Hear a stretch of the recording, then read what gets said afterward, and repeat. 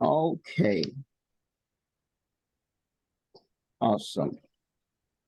So can you see my screen? Yes, sir. Very good. Okay, so we've taken a brief review of what we did yesterday. We looked at our basics yesterday. We looked at how to create a project in R, how to create a script. We looked at the concepts of what's it called them now? We looked at the concepts of packages, functions, and objects and operators in R. And we imported data into R, and then we did some data exploration. We looked at what it means to explore data. We also looked at how to explore data. We saw how to use some functions to explore data. So those were the things we did yesterday. So, and then we enumerated the 6 steps of data management process, which you've just listed. So just to reiterate them again, we said there were 6 steps. Number 1 is to explore the data. Number 2 is to clean the data. Number 3 is to manipulate the data. And then you go ahead to describe and summarize the data. And then you visualize the data. And then lastly, you analyze your data. So I will keep emphasizing these steps because I need you to commit them to memory, such that when you have any data set from anywhere, those are the things that come to your mind first. You do those stepwise, and then you will see that your data management process will go for you very, very smoothly. But if you just jump into analyzing data, you might miss some things along the way. So that's why it's important to always have those 6 steps in your mind whenever you're trying to analyze data. So yesterday we looked at the first step, which is data exploration. So today we're going to try and look at the next 2 steps, which is data cleaning and data manipulation. Cleaning and manipulation kind of go hand in hand. That's why I have lumped 2 of them together so that we can look at them briefly. So I'll just share our objectives for today with you so you can follow me outline. Okay, so yesterday we covered our basics. We did this cover these 10 objectives, and then we also looked at data exploration. We did this, and then today, like I said, we're going to be going to the third session, which is data cleaning and manipulation. So we're going to look at or appreciate the aim of data cleaning and the benefits of a clean data in R.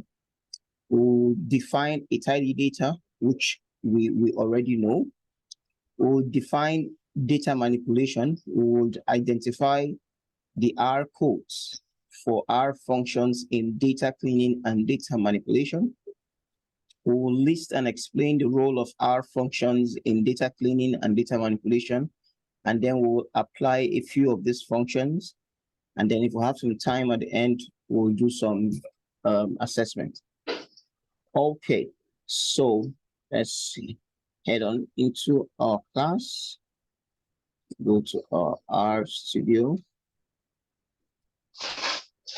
Okay, so Dr. Lydia, are you there?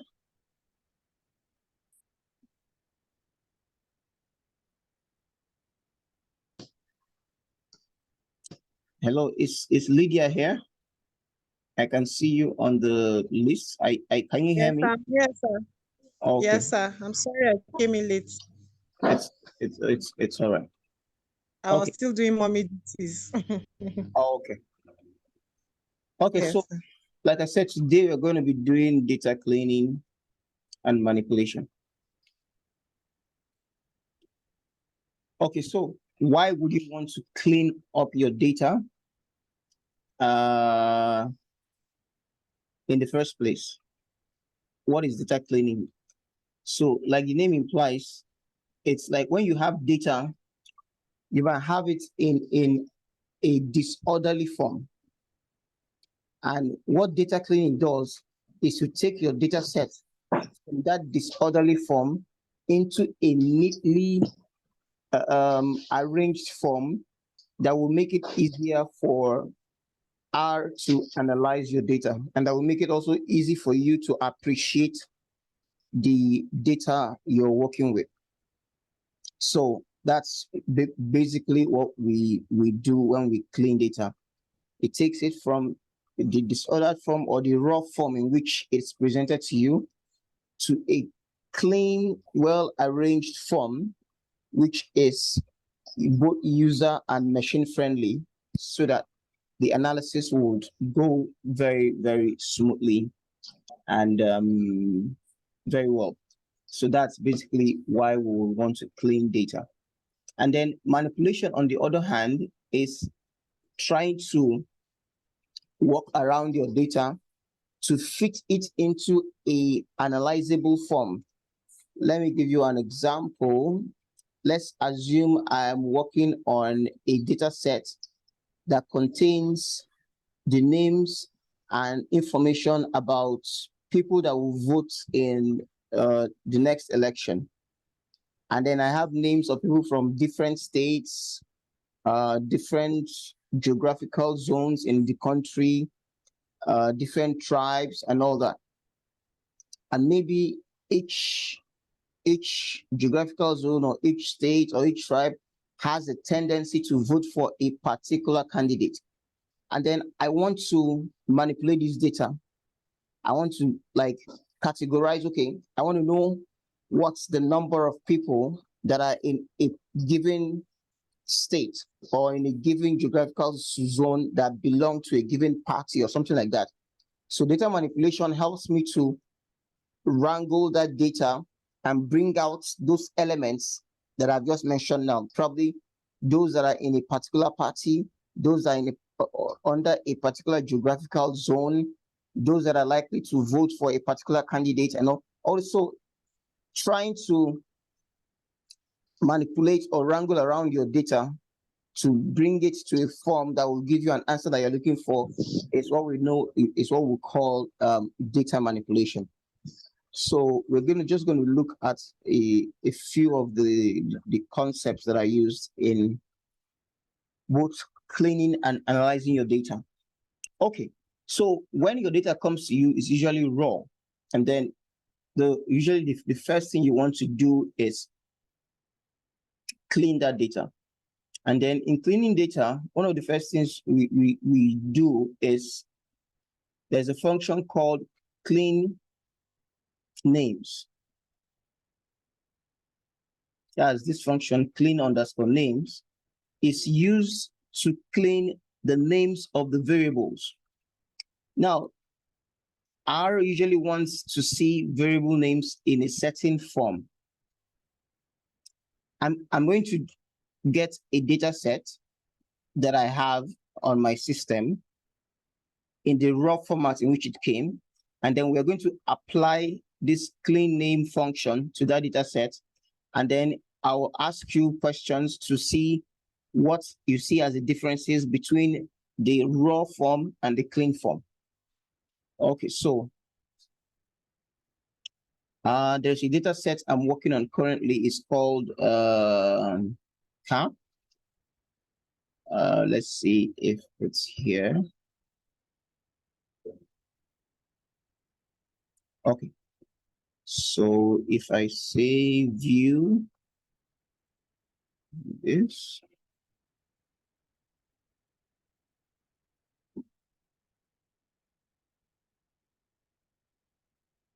So I'm using one of the exploration functions now, view. So I want to view the dataset name is cap underscore phase 2. So I want to just view it. Click Control Enter. Now let me zoom into the first quadrant by clicking Control Shift 1. And let me minimize this video so that we're seeing what we're doing. Okay, so you can see this data set. You can see the variable names. The first row usually contains the variable names. So you can see this. This is ID of the respondent. This is the date of data collection. So the first question is, do you consent to participating in this study?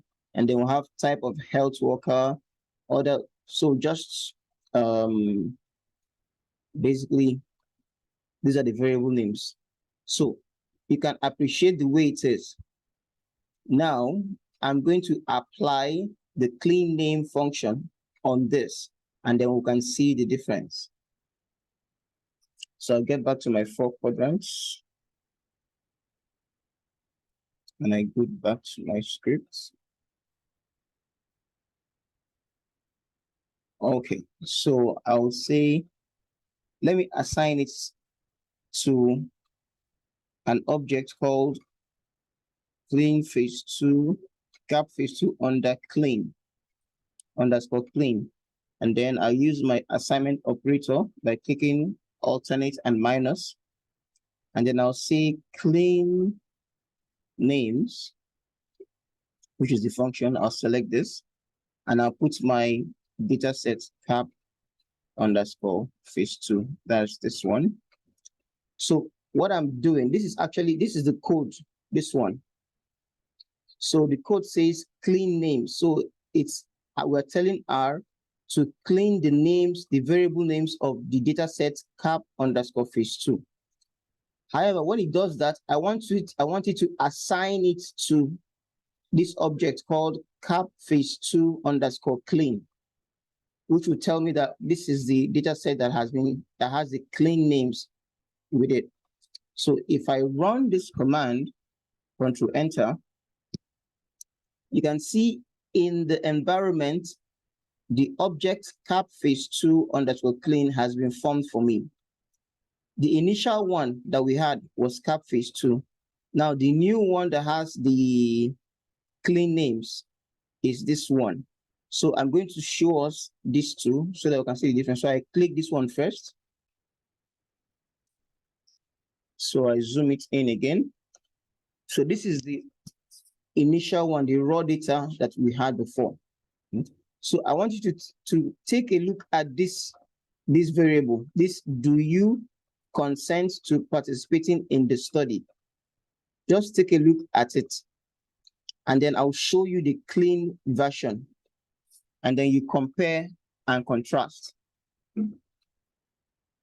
Okay, we have 10 minutes more. So let's go a bit faster. Okay, so let's show you the clean version. So I click on this one. Okay, so I zoom it in. Okay, so can you see that same variable? Do you consent to participating in this study? So I want you to tell me the difference you've noticed between the raw one and this clean one. So anyone?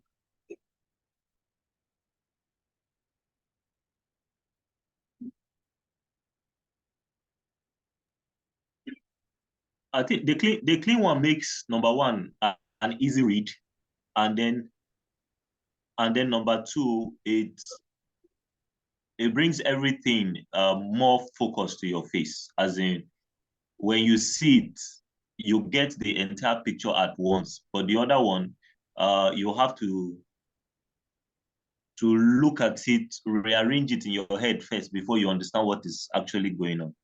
So this one makes it, number one, easy read, and then number two, better understanding. Number three, it brings a lot of things to focus at once. Okay, very good. I like that. That's correct.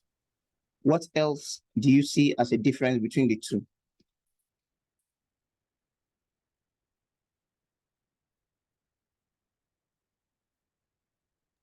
and then this second one also, I think is written in a way where the computer will also understand better because of the underscore instead of the one word and then another word down. This one now there is do underscore you underscore, so it's continuous in a way that the computer understands.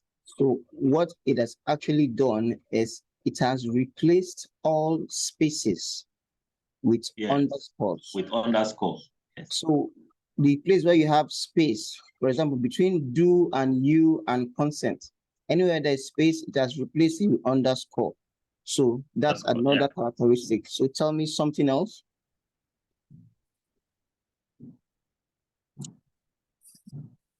Let's go back to the other one.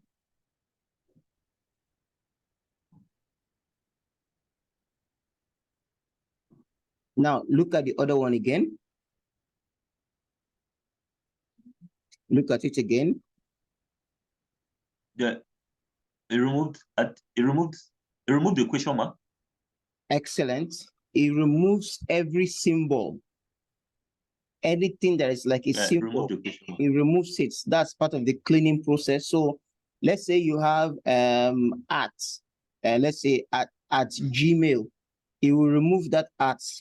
So anything that is a symbol, it removes the clean names, removes that symbol from the variable name. What else do you notice?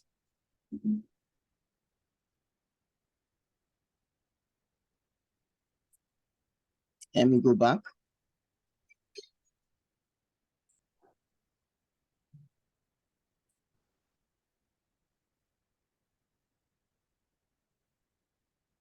What else do you notice?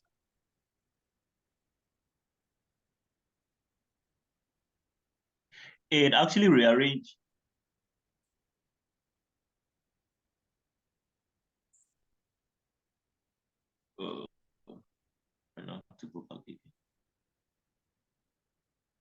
Let's go back.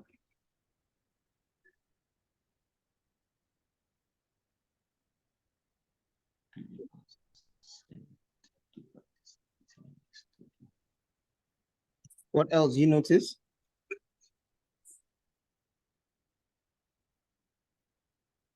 And then there is no capital letter. Excellent. So there are three main things. There are three main things that clean name does to variable names. Number one is it replaces every space with underscore. Number two is that it eliminates every symbol in the variable name. Number three is that it converts every capital letter to small letter. So those are the three main things that clean names function does to your variable names. It replaces spaces with underscore. It eliminates every symbol, and then all letters are converted to small letters. All capital letters are converted to small letters. Okay. So, and like you said, Dr. Doga, when you look at it, you see it's more focused. You can easily understand it, and it looks more friendly to the computer to be able to analyze your data. Okay. So that's what clean name does for you. Okay, so where is our scripts?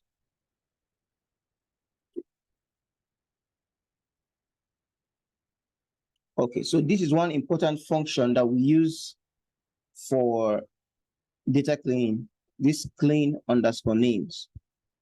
Okay. Now, another thing we might want to do is some of the names. Let's look at this data again. Some of the variable names you might have might come in long sentences. For example, do you consent to participating in the study? When you're writing your code, if you have long sentence like this, it might make your code look a bit untidy or messy. So you want to have code, you want to have variable names that are short and precise. For example, like this date, this ID respondent. So some of the long sentences, you might want to convert them into some precise phrase. For example, what would you use to replace this? Do you consent to participating in this study?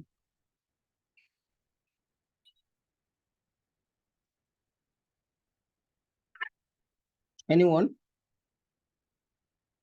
Any short phrase that you want to use to replace this phrase, this sentence? I think one can just use consent. Consent, excellent. So now we will look at